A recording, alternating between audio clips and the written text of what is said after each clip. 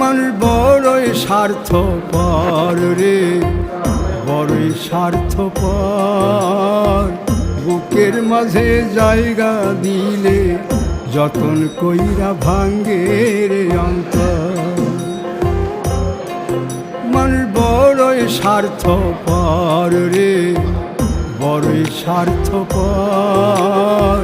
বুকের মাঝে জায়গা দিলে যতন কইরা ভাঙ্গে রে অন্তর। অচিনা এক জংলা পাখি যতন কইরা বুকে রাখছে, বুকের পাজর ভাঙ্গা সে যে